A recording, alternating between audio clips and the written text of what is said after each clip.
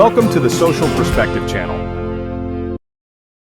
In the gleaming megacities of modern China, a strange silence is growing, not from a lack of noise but from the absence of young people. More and more are quietly vanishing, not physically but by withdrawing from the societal machine, logging off from the life planned for them. This isn't a protest with banners, it's a personal rebellion, a slow fade from a race they feel they can never win. The silent exodus is a retreat from the relentless demands of modern life. A generation promised the world but finding the price too high. Hard work was supposed to lead to success, but the reality is endless pressure and diminishing returns.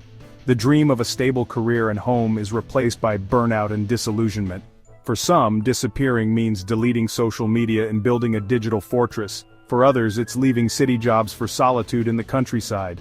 This trend is more than youthful angst. It's a commentary on the human cost of rapid economic development.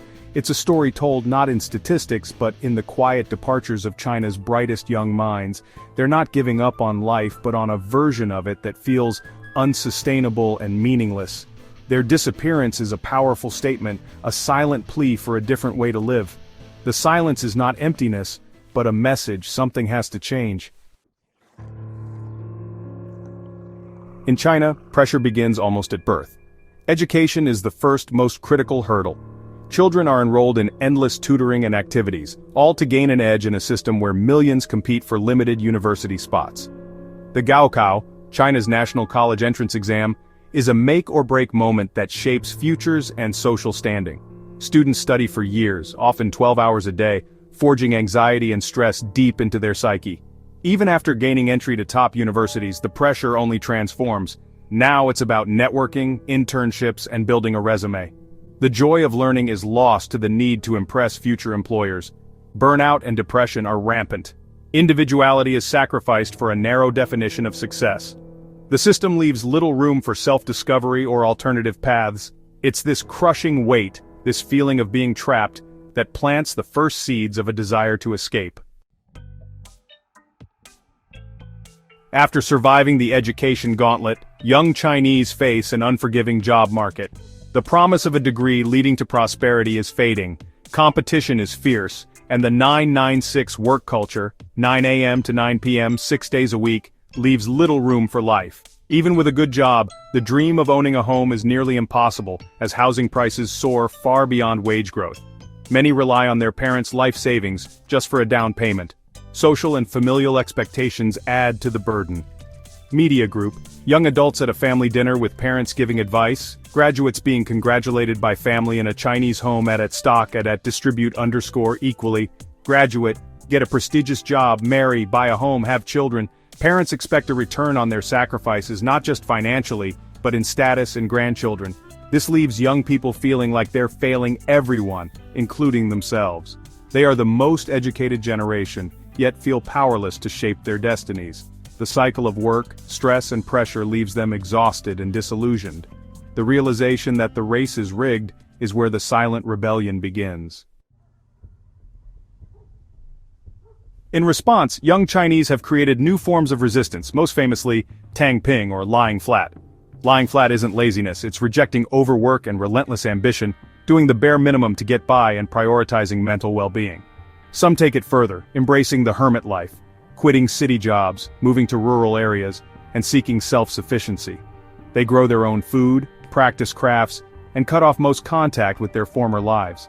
Disappearing also happens digitally, deleting social media, ghosting contacts, and creating a buffer from outside demands. These forms of withdrawal from lying flat to hermit life share a common goal, reclaiming autonomy and mental health. It's a rejection of a single, imposed definition of success. Whether by lowering ambitions, moving to the countryside, or going silent online, they carve out spaces to breathe. They're choosing to define success on their own terms, even if it means becoming invisible. For many, this is the only way to survive. It's not about giving up, but about finding a way to live. In 2025, Xiaolin's story captured national attention, a symbol of how far some will go to escape. Overwhelmed by life in Hangzhou, Xiaolin left his phone and wallet, packed a small bag and walked into the mountains. For 6 days he lived off wild fruit and spring water, seeking total disconnection. I just wanted to be alone, to clear my head, he later told rescuers. His disappearance triggered a massive search. Over 100 people combed the mountains for him. When found, tired but unharmed, his story exploded online, sparking debate. Some called his actions reckless and selfish, others empathized deeply. Many young people saw their own struggles reflected in his desperate act. Xiaolin's story became a cry for help, highlighting the mental health crisis facing China's youth. It showed the lack of support systems, forcing individuals to extreme measures for peace. His escape wasn't failure, it was a plea for understanding. Not all escapes end in peace. VANISHING's story is a chilling warning. In 2025, the 31-year-old actor vanished after traveling to Thailand for a job that turned out to be a trap. He was trafficked into a scam center in Myanmar, forced to work under threat and surveillance. His girlfriend's desperate posts on Weibo went viral, mobilizing a massive online response. Public pressure forced authorities to act. VANISHING was eventually rescued. His ordeal exposed a dark underworld preying on desperate young people seeking escape. Dozens of other Chinese nationals were found in similar conditions. The dream of freedom had become a nightmare of exploitation. VANISHING's story shows the risks of stepping outside the system. Vulnerability can be ruthlessly exploited. His desire for a new path is shared by millions, but his experience is a cautionary tale. The quest for escape can lead to losing everything. Disappearing isn't always safe, it can be perilous. The disappearing youth trend has exposed a painful generational divide. For older Chinese raised on Confucian values, the younger generation's withdrawal is seen as selfish and ungrateful. Parents sacrificed everything for their children, expecting hard work and family honor in return. When children choose to lie flat or retreat, it's often viewed as a betrayal. This creates conflict, disappointment, and broken communication within families. For youth, withdrawal is self-preservation, not spite. They're protecting their mental health from an unsustainable system. The world has changed. Hard work no longer guarantees success. The clash is between endurance and sacrifice versus mental health and personal meaning. For many, retreat is a necessary step to redefine what a fulfilling life can be. Despite isolation, young Chinese find solidarity online. Platforms like Douban, Zhihu, and Weibo host communities where burnout and disillusionment are openly discussed.